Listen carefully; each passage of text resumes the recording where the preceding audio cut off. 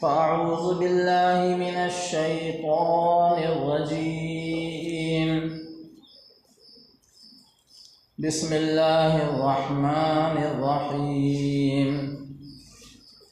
قال النبي صلى الله عليه وسلم: اللهم بارك لنا في رجب وشعبان وبلغنا رمضان.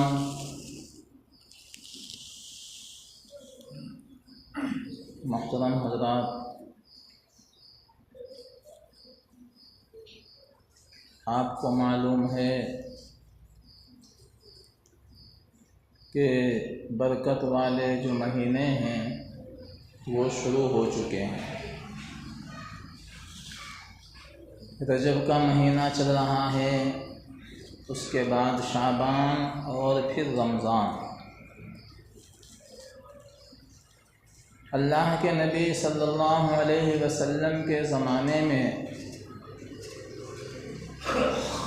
جب رجب کا مہینہ آتا تھا تو حضور پاک صلی اللہ علیہ وسلم کو رمضان پانے کا شوق ہو جاتا تھا، اور ان کی طبیعت یہ چاہتی تھی کہ جلدی جلدی رمضان آ جائے. اسی وجہ سے رجب کے مہینے میں دعا فرماتے تھے، اور وہ دعا بھی حدیث میں مذکور ہے، اور اللہ کے نبی صلی اللہ علیہ وسلم نے اس وجہ سے اس دعا کا اہتمام کیا کہ میری امت کو بھی معلوم ہو جائے کہ برکتوں والے مہینے شروع ہو گئے ہیں، اور سب سے زیادہ برکت والا، رحمت والا، مغفرت والا مہینہ آنے والا ہے. اس وجہ سے پہلے ہی ان کے اندر شوق پیدا ہو جائے. تو وہ دعا کیا تھی؟ اللہم بارک لنا فی رجب و شعبان وبلغنا رمضان. اے اللہ تبارک و تعالی، رجب کے مہینے میں برکت عطا فرما، اور شعبان کے مہینے میں برکت عطا فرما، اور پھر رمضان تک ہمیں پہنچا دے. تو یہ دعا ہمیں رجب کے مہینے میں بار بار مانگنی چاہیے. معلوم نہیں کس کا کون سا وقت ہے. بہت سے لوگ ہیں کہ ان کا نام موت کی فہرست میں لکھا جا چکا ہے اور ان کو معلوم بھی نہیں، اور رمضان سے پہلے ان کو دنیا چھوڑنی ہے.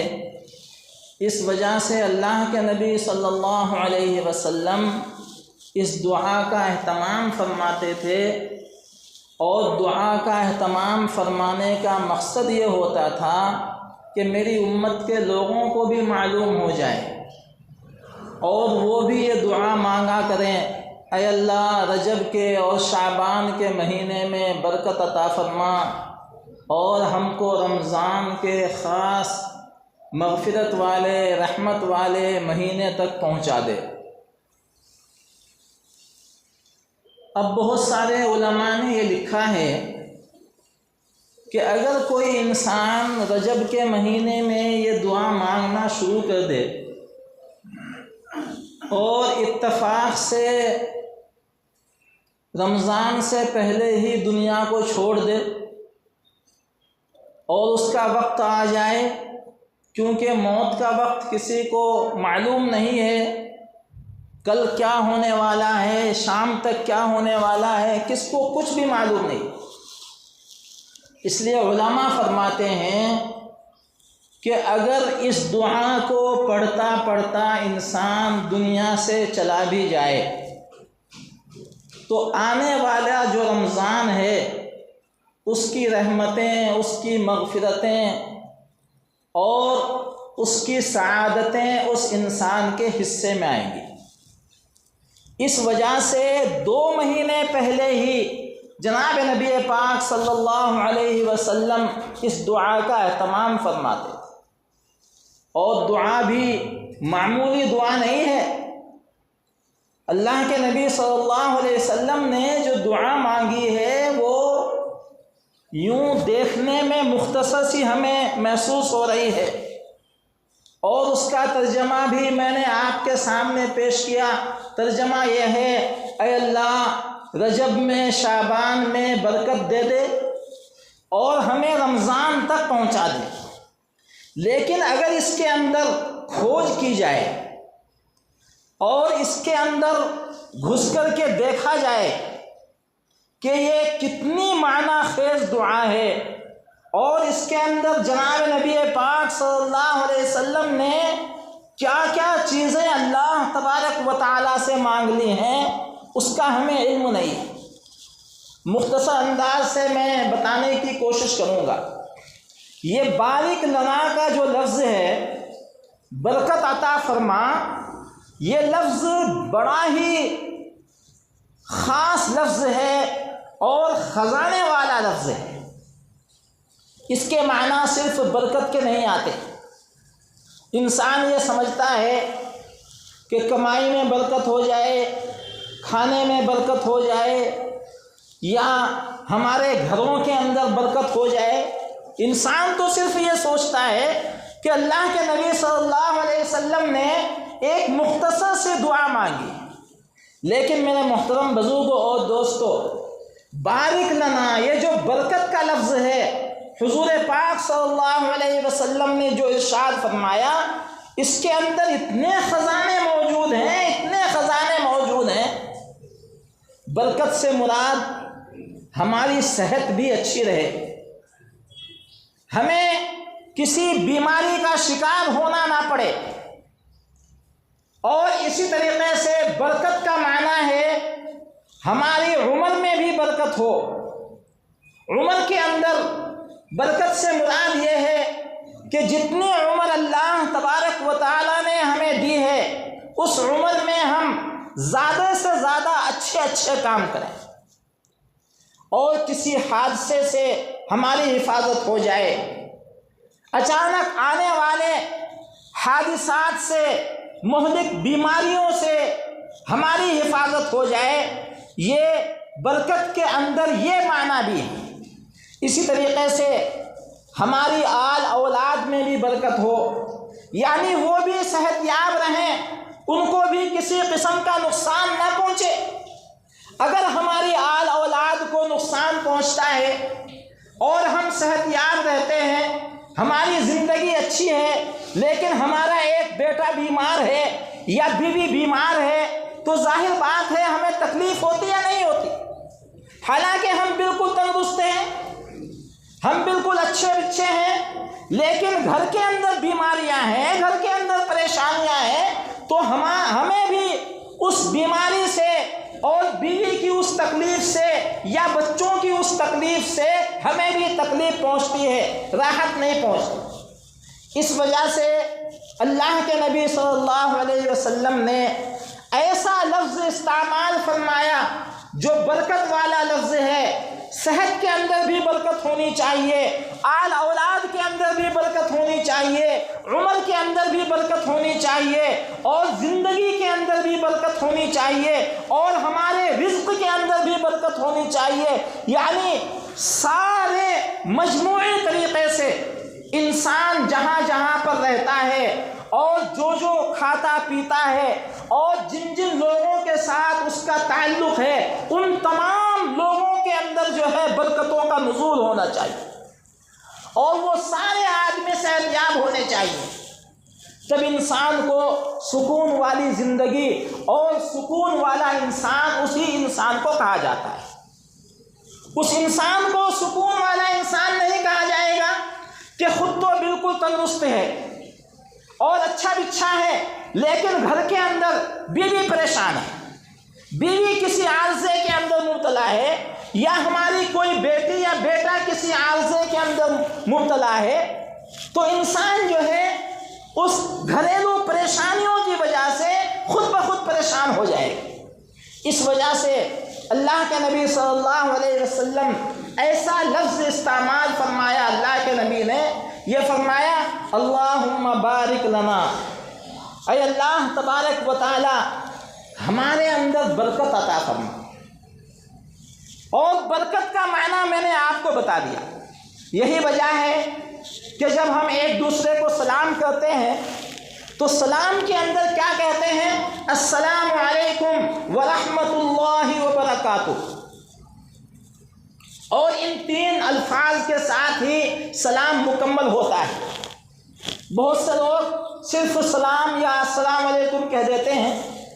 سلام کی تکمیل جو فرمائی گئی ہے وہ تینوں لفظ استعمال کرنا اور یہ کہنا السلام علیکم ورحمۃ اللہ وبرکاتہ۔ تو اس کے اندر بھی ایک لفظ آیا ہے برکات، تو یہ برکت بھی وہی برکت ہے۔ اور اللہ کے نبی صلی اللہ علیہ وسلم نے جو دعا مانگی ہے اللہم بارک لنا فی رجب و شعبان، اے اللہ رجب میں بھی برکت دے، شعبان میں بھی برکت دے، وبلغنا رمضان، اور جو رحمتوں والا بڑا مہینہ، مغفرتوں والا بڑا مہینہ آ رہا ہے، اے اللہ تبارک و تعالی ہمیں اس مہینے تک پہنچا دے۔ تو اللہ تبارک و تعالی بندوں کی یہ دعا پھر قبول فرماتے۔ یہ رجب کا مہینہ بڑا ہی مبارک مہینہ ہے۔ ایک کام تو ہمیں یہ کرنا ہے کہ بار بار یہ دعا پڑھنی ہے۔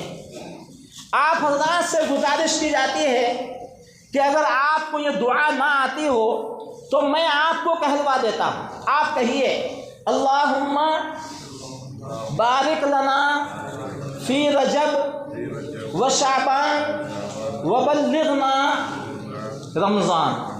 یہ 4-5 لفظ ہیں، ہمیشہ جو ہے یہ دعا کرنی چاہیے۔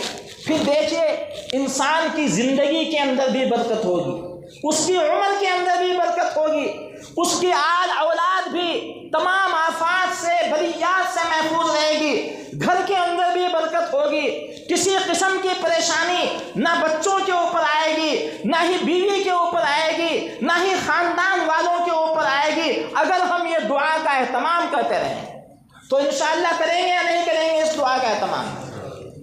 انشاءاللہ۔ دوسری بات یہ ہے کہ رجب کے مہینے میں اللہ تبارک و تعالیٰ نے جناب نبی پاک صلی اللہ علیہ وسلم کو آسمانوں کے اوپر بلایا۔ یہ سمجھیے کہ آسمان تو درمیانی سفر کے اندر آئے، بلایا اللہ تبارک و تعالیٰ نے اپنے پاس،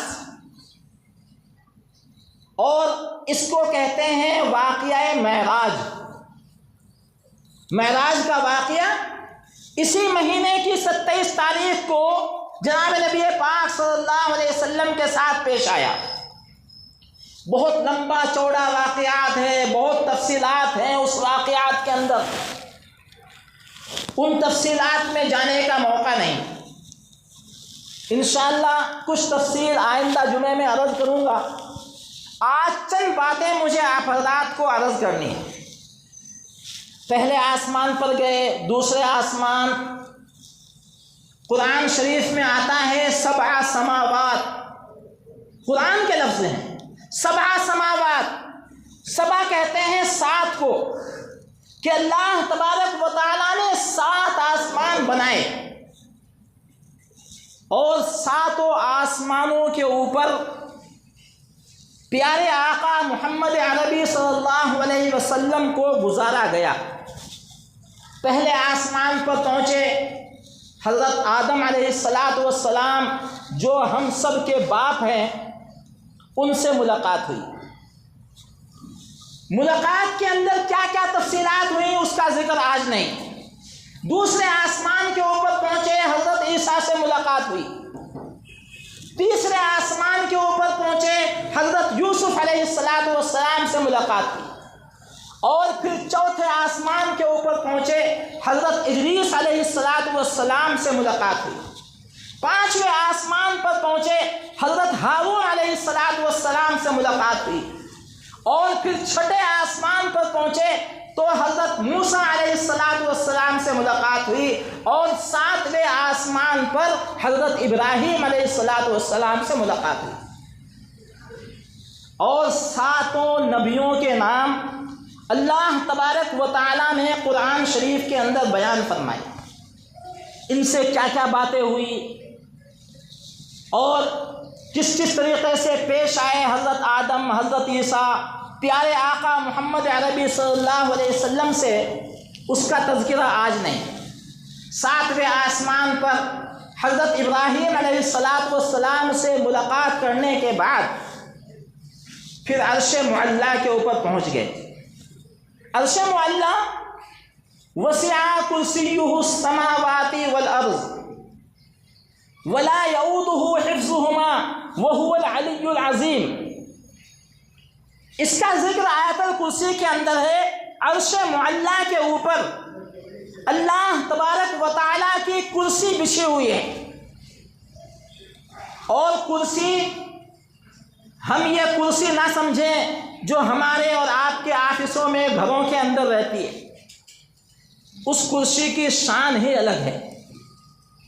اس کرسی کا ذکر اللہ نے مختصر انداز سے قرآن شریف کی آیت الکرسی جو 3 پارے کے اندر ہے اس کے اندر بیان فرمائی، اور کیا فرمایا اللہ نے؟ وسع کرسیہ السماوات والارض۔ اللہ کی کرسی اتنی بڑی ہے، اتنی بڑی ہے، اتنی بڑی ہے، 7 آسمان اور زمینیں اس سے بھی وسیع ہے، اس سے بھی بڑی ہے۔ اب اندازہ لگا سکتے ہیں ہم لوگ، اللہ نے ایک حد متعین نہیں کی اپنی کرسی کی کہ میری کرسی وہ 1000 میٹر لمبی یا 1000 میٹر چوڑی ہوگی، ایسی کوئی حد متعین نہیں فرمائی۔ اللہ نے فرمایا وسع کرسیہ السماوات والارض، زمین اور آسمان سے وسیع ہے، بڑی ہے میری کرسی جو عرش معلیٰ کے اوپر رکھی ہوئی۔ اب ہم اور آپ اگر ناپنا چاہیں، بڑے بڑے سائنسدان اگر اندازہ لگانا چاہیں تو لگا نہیں سکتے، کیونکہ یہی ان کو معلوم نہیں ہے کہ آسمان کتنا بڑا ہے، زمین کتنی بڑی ہے۔ یہ کسی سائنسدان کو یا کسی بہت بڑے اعلیٰ افسر کو معلوم ہے جو دعویٰ کرتے ہیں کہ ہم دنیاوی علم کے اندر بہت اونچے ہو گئے ہیں؟ نہیں معلوم۔ اس وجہ سے ہم اس کا اندازہ نہیں لگا سکتے کہ وہ کرسی جو ہے وہ کتنی بڑی ہو۔ بہرحال حضرت پیارے آقا محمد عربی صلی اللہ علیہ وسلم عرش معلیٰ کے اوپر پہنچے، اور اللہ تبارک و تعالی سے ہم کلام ہوئے۔ اب یہاں پر بھی سوال پیدا ہوتا ہے کہ کیا کوئی اللہ کو دیکھ سکتا ہے یا نہیں دیکھ سکتا؟ وہ بھی ایک بہت بڑا تفصیلی تذکرہ اور تفصیلی واقعہ ہے، اس کا بھی میں تذکرہ آج نہیں کروں گا۔ مجھے چند باتیں آپ کو یہ بتانی ہیں کہ حضور پاک صلی اللہ علیہ وسلم جب اللہ تبارک و تعالیٰ کے پاس پہنچے اور بات چیت ہوئی، ملاقات ہوئی، تو حضور پاک صلی اللہ علیہ وسلم نے اللہ سے 5 سوال کیے۔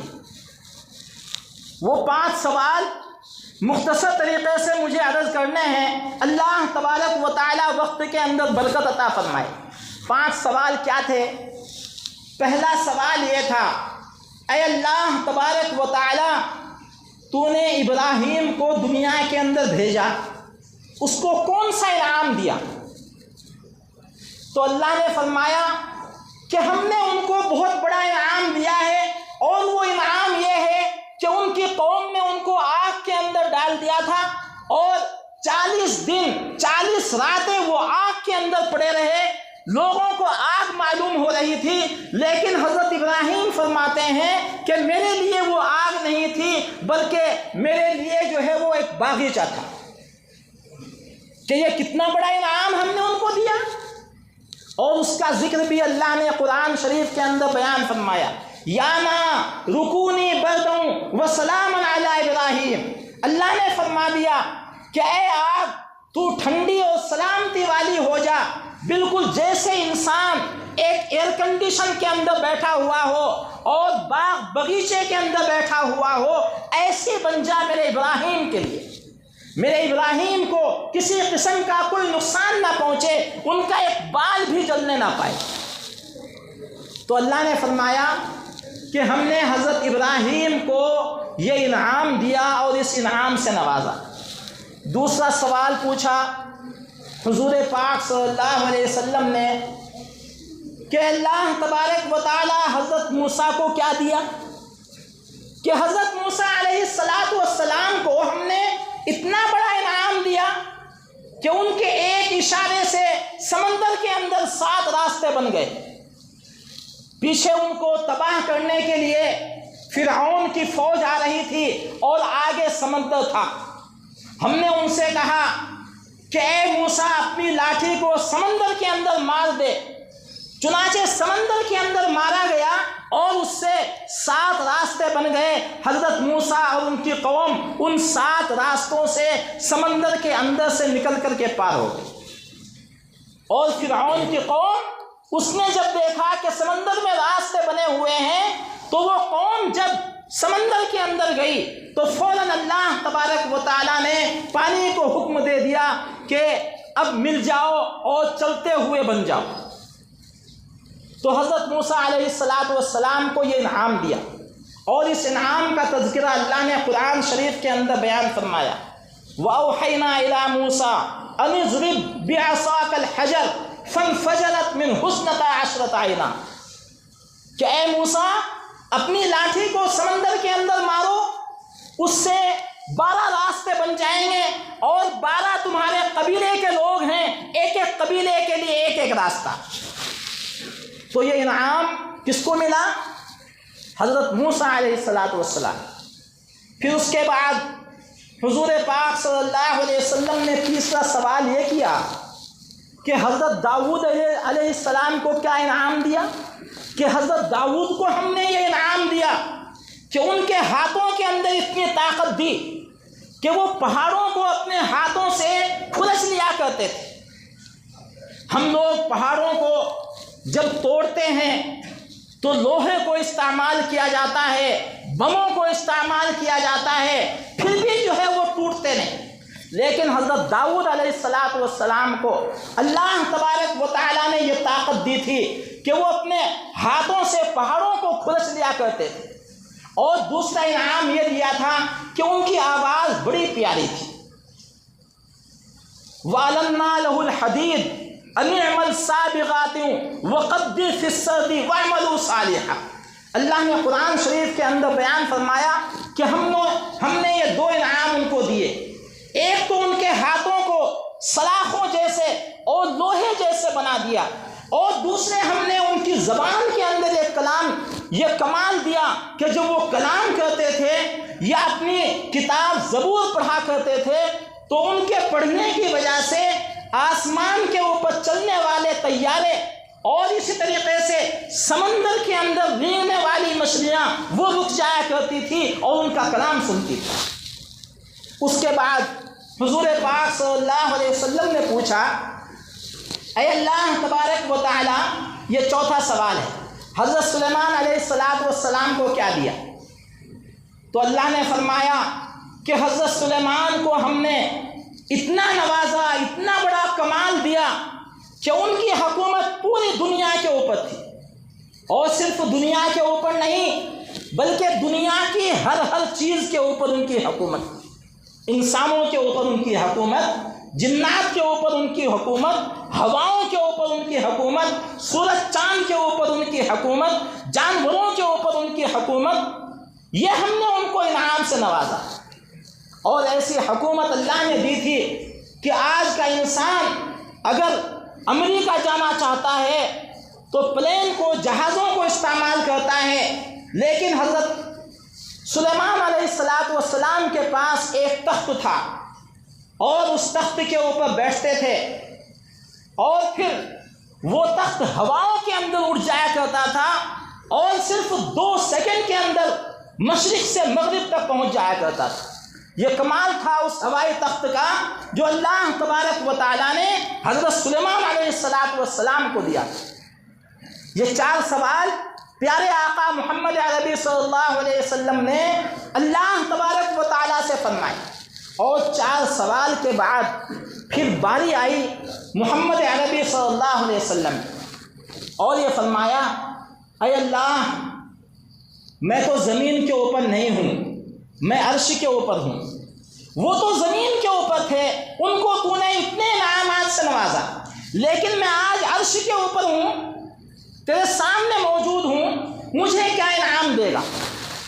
تو اللہ نے فرمایا کہ آپ کو تو میں وہ انعامات سے نوازوں گا جو انعامات کسی انسان نے نہ اپنے کانوں سے سنے ہیں اور نہ ہی اپنے آنکھوں نے اس کی آنکھوں سے اس نے دیکھے ہیں اور نہ ہی کسی دل نے وہ سوچے. تو اللہ تبارک و تعالیٰ نے پھر جناب نبی پاک صلی اللہ علیہ وسلم کو جس انعام سے نوازا ہے وہ انعام کیا تھا, وہ غور سے سننے والی بات ہے. اللہ نے فرمایا کہ وہ انعام جو ہے ایسا انعام ہوگا جو کسی نے نہیں دیکھا, کسی نے نہیں سنا, اور وہ انعام یہ ہے کہ جہاں پر میرا ذکر ہوگا وہاں پر تیرا بھی ذکر ہوگا. یہ بہت بڑا انعام. اب آپ دیکھیں گے کہ جہاں پر اللہ کا ذکر ہے وہاں پر پیارے آقا محمد عربی صلی اللہ علیہ وسلم کا بھی ذکر ہے. اندازہ کیا آپ نے کبھی؟ اندازہ کیجئے کہ ہم لوگ کلمہ لا الہ الا اللہ پڑھتے ہیں. لا الہ الا اللہ کے اندر کس کا ذکر ہے؟ لا الہ الا اللہ, اللہ کا ذکر. اور اس کے بعد ابھی کلمہ مکمل نہیں ہوا, مکمل ہوتا ہے کلمہ محمد الرسول اللہ. تو کلمے کے اندر بھی محمد کا نام ہے. اللہ نے نوازا کہ جہاں پر تیرا ذکر ہوگا وہاں پر میرا بھی ذکر ہوگا, یا جہاں پر میرا ذکر ہوگا وہاں پر تیرا ذکر ہوگا. اذان میں دیکھیے, اگر کوئی انسان اذان دے اور اذان کے پورے الفاظ دہرا لے, اللہ اکبر, اشہد ان لا الہ الا اللہ, حی علی الصلاۃ, حی علی الفلاح, الصلاۃ خیر من النوم, لا الہ الا اللہ, سارے الفاظ وہ کہہ دے تو لوگ کہیں گے اذان نہیں ہوئی, اذان مکمل نہیں ہوئی. کیوں نہیں ہوئی؟ کہ محمد کا نام نہیں آیا, پیارے آقا محمد عربی صلی اللہ علیہ وسلم کا نام نہیں آیا ہے اذان میں. جب تک یہ نہیں کہا جائے گا اشہد ان محمد رسول اللہ, تو محمد کا نام اذان میں بھی ہے. اور ہم نماز پڑھتے ہیں, آپ نے کبھی غور کیا ہے کہ نماز کے اندر بھی محمد کا نام ہے؟ سب سے پہلے ہم نیت باندھتے ہیں, کیا کہتے ہیں؟ اللہ اکبر, اللہ کا نام آ گیا. اب محمد کا نام کہاں ہے؟ التحیات للہ والصلوات والطیبات السلام علیکہ ایھا النبی ورحمۃ اللہ وبرکاتہ. اس کے اندر بھی نبی کا نام ہے. اور اس کے بعد جو درود شریف پڑھتے ہیں, اللہم صلی علی محمد وعلی آل محمد. تو اگر ہماری نماز شروع ہو رہی ہے تو نماز کے شروع میں اللہ کا نام ہے, اور نماز کے آخری حصوں میں جناب نبی پاک صلی اللہ علیہ وسلم کا نام. تو اللہ تبارک و تعالیٰ نے جناب نبی پاک صلی اللہ علیہ وسلم کو اور ہم سب کے آقا محمد عربی صلی اللہ علیہ وسلم کو اتنا نوازا کہ جہاں پر اس کا نام ہے وہاں پر پیارے آقا محمد عربی صلی اللہ علیہ وسلم کا نام ہے. اور صرف دنیا میں ہی نہیں بلکہ آخرت میں بھی, قبر میں بھی جناب نبی پاک صلی اللہ علیہ وسلم کا نام. 3 سوال ہوں گے قبر کے اندر. سب سے پہلا سوال ہوگا من ربک, تمہارا رب کون ہے؟ رب کہتے ہیں اللہ تبارک و تعالیٰ کو. اور دوسرا سوال ہوگا من نبیک, تمہارا نبی کون ہے؟ تو نبی کے بغیر قبر کے سوال بھی مکمل نہیں ہوں گے. اور تیسرا سوال ہوگا من دینک, تیرا دین کیا ہے, اسلام کیا ہے. تو میرے محترم بزرگوں اور دوستوں, یہ 5 سوال جناب نبی پاک صلی اللہ علیہ وسلم نے اللہ تبارک و تعالیٰ سے دنیا کے اندر نہیں فرمائے بلکہ عرش معلیٰ کے اوپر فرمائے، اور 5 سوالوں کا جواب اللہ تبارک و تعالیٰ نے پیارے آقا محمد عربی صلی اللہ علیہ وسلم کو دیا، اور سب سے بڑے انعام سے حضور پاک صلی اللہ علیہ وسلم کو نوازا، جو حضور ہم سب کے نبی ہیں، اور پھر اس کے بعد جو ہے اللہ تبارک و تعالیٰ کے نبی صلی اللہ علیہ وسلم نماز جیسا تحفہ یہاں پر لائے ہیں، اور اس کا ذکر بھی انشاءاللہ میں آئندہ جمعے میں کروں گا۔ اللہ سے دعا ہے کہ اللہ تبارک و تعالیٰ ہم سب کو کہنے سننے سے زیادہ عمل کی توفیق عطا فرمائے، آمین۔ وآخر دعوانا الحمدللہ رب العالمین۔ اور میرے محترم بزرگوں اور دوستوں، ایک اہم اعلان یہ ہے، جیسا کہ اعلان کیا گیا تھا 2 جمعے پہلے، الحمدللہ آپ حضرات نے تعاون فرمایا اور ہماری مسجد میں کیمرے لگ چکے ہیں، تقریباً 6 کیمرے ہیں، اور ہر چیز نوٹ ہوتی رہتی ہے۔ بہت سارے کیس بھی آئے، روڈ کے اوپر سے گاڑیاں اٹھا لی یا انجن چرا لیا، وہ بھی اس کے اندر دکھائی دیے۔ یہ آپ حضرات کا بہت بہت شکریہ، آپ نے تعاون فرمایا۔ ابھی مسجد کے جو کاغذات ہیں وہ چھپنے باقی ہیں، مثلاً رسید بکس ہے، لیٹر ہیڈ ہے، اس کے لیے بھی آپ تھوڑا سا اور زور لگا دیں، اور مہینے کا پہلا جمعہ بھی ہے۔ اللہ تبارک و تعالیٰ آپ کے دینے کو قبول فرمائے اور دھن دولت میں ترقی عطا فرمائے۔ یہ مسجد کا نظام صرف آپ حضرات کے ہی تعاون سے چلتا ہے، جو بالخصوص جمعہ کے دن کے اندر جو حضرات آتے ہیں، باقی اس کی مسجد کی کوئی انکم نہیں ہے، کوئی آمدنی نہیں ہے، مختصر سا چندہ ہوتا ہے، اور یہاں پر مسلمانوں کی آبادی بھی بہت کم ہے، اکے دکے گھر دور دراز موقعوں کے اوپر بسے ہوئے ہیں مسلمان، اس لیے جمعے کے دن خصوصاً آپ حضرات جو تعاون فرماتے ہیں اسی سے مسجد کا نظام چلتا ہے۔ اس لیے اللہ تعالیٰ آپ حضرات کے دھن دولت میں ترقی عطا فرمائے، آپ کو صحت کاملہ عطا فرمائے۔ یہ برکتوں والے مہینے شروع ہو گئے ہیں، بڑی برکت ہے ان مہینوں کے اندر۔ رجب کا مہینہ ہے، اس کے بعد شعبان ہے، رمضان ہے۔ آپ حضرات سے زیادہ سے زیادہ گزارش کی جاتی ہے کہ زیادہ سے زیادہ تعاون فرمائیں۔ اللہ تعالیٰ عمل کی توفیق عطا فرمائے۔ جن حضرات نے سنتیں نہیں پڑھی وہ سنتیں پڑھ لیں۔